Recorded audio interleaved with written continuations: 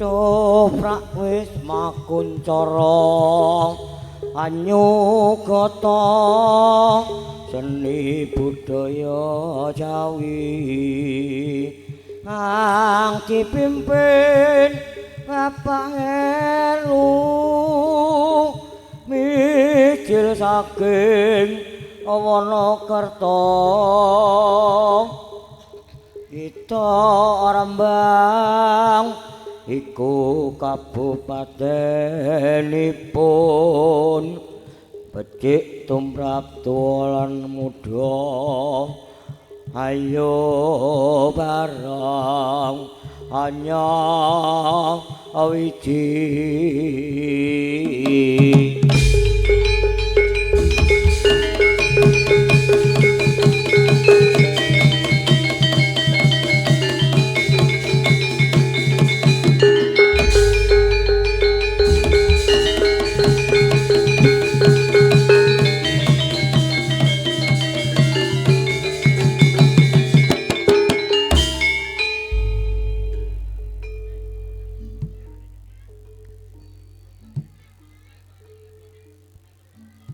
kajugengan karaharjan mewah kabagas warasan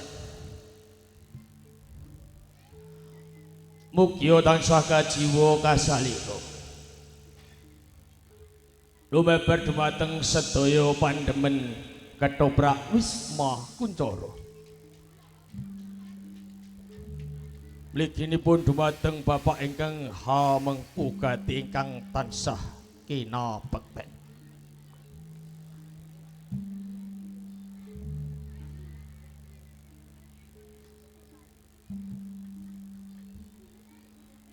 mekaten kula wau minangka pambukaning pagelaran dalu menika arupi pesantari Gambyong ingkang sampun katindake dening Seniwati ayu ingkang mijil saking sanggar seni Wisma Kuncoro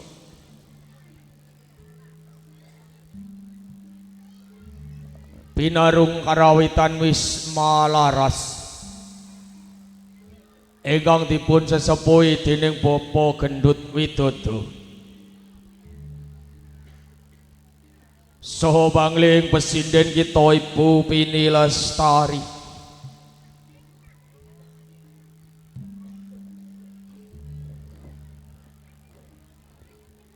Mugi pambukaning pagelaran dalu menika saged ndadosaken remening penggalih panjenengan sami.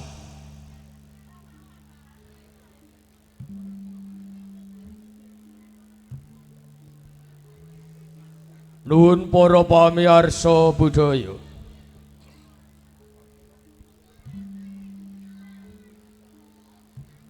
Saking pangertanipun Ki Sutradara kita, pagelaran Sandiwara Ketoprak Wisma Kuncoro dalu menika badhe minangkani panjenenganipun Bapak Ibu ingkang hamengkugati kapurih beber cariyos geger Kraton Majapahit dumawah perangan Joko Kendil Rabi.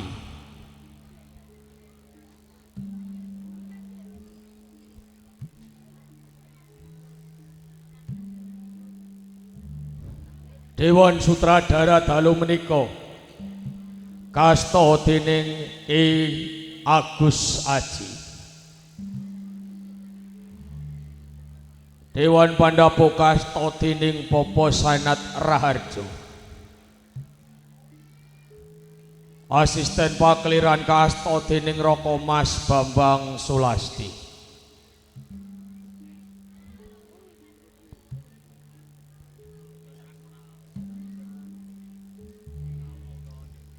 Saderengipun cariyos menika kapurwakani.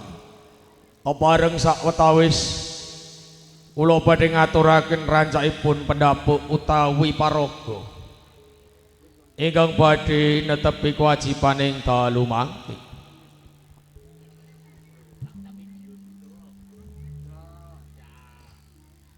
Ketrip angka sepisan gambarake wontening kayangan Salendra Bahwana. Bathara Narada kasta dening Bapa Sanat Raharjo.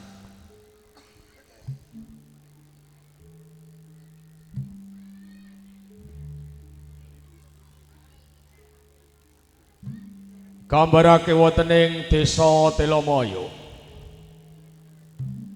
Joko Kendil minangka prana-pranipun cariyos dalu menika kasta dening Roko Mas Tumpel Wijaya. Joko Kendil bagus kasta dening Roko Mas Waji Prayitno. Ondene Mbok Rondo Kendil kasta dening Ibu Sudarmi Atun.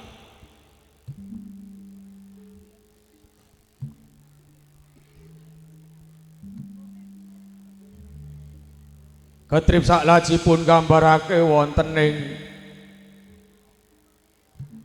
Kadipaten Indramayu. Dipati Indra Baskara kasta dening Roko Mas Bagus Toto Aryo. Dipati Liman Seta kasta dening Roko Mas Bagus Suyatman.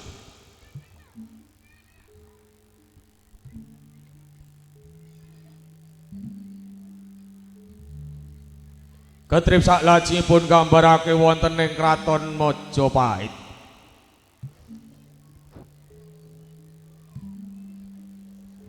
Sang Prabu Brawijaya kasta dening Roko Mas Bambang Sulasti. Patih Rio Permodo kasta dening Bapa Sunardi.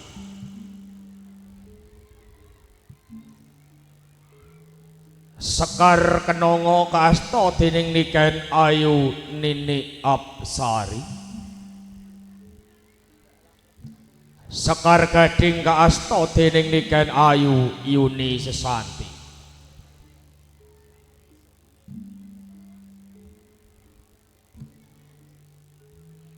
Nggambarake wontening Guwa Slengker. Kala kumba-kumba kasta dening Roko Mas Danang Setiawan.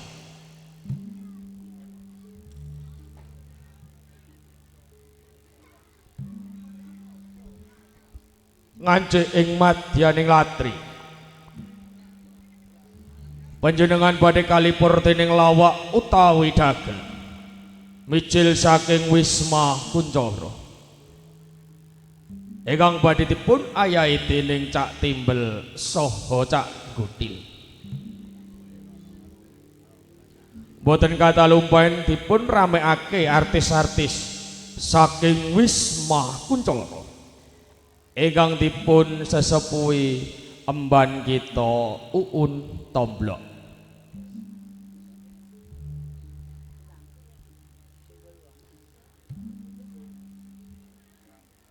Wondene macan, ula, gajah, gendruwon lan sanes-sanesipun badhe dipun pragake dening Raka Mas Juri Prakoso.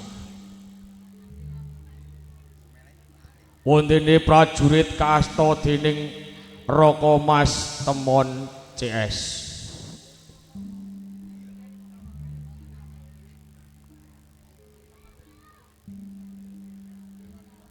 Pagelaran sandiwara ketoprak Wisma Kuncoro ing dalu menika kasengkuyung kalian sound system wahana audio.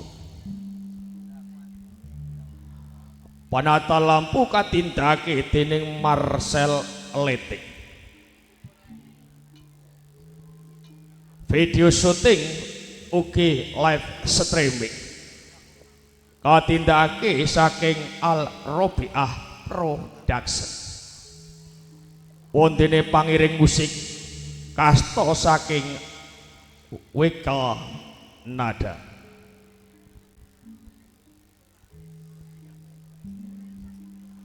Nuhun para pamirsa budaya mekaten rancaipun pendapuk utawi paraga ingkang badhe netepi kewajiban ing dalu mangke.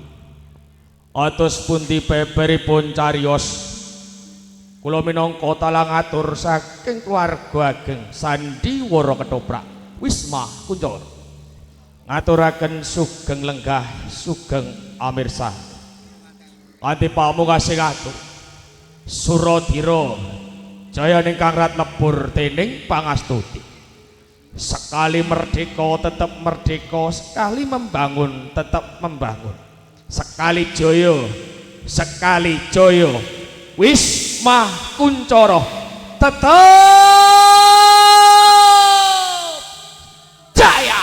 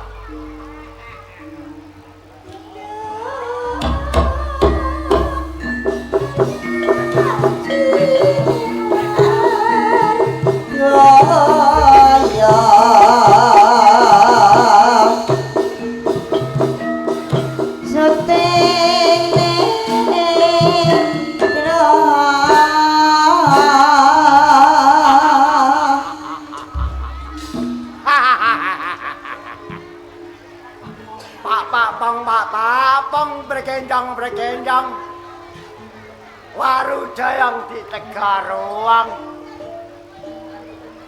kalinyo desa pasing gawe plekadak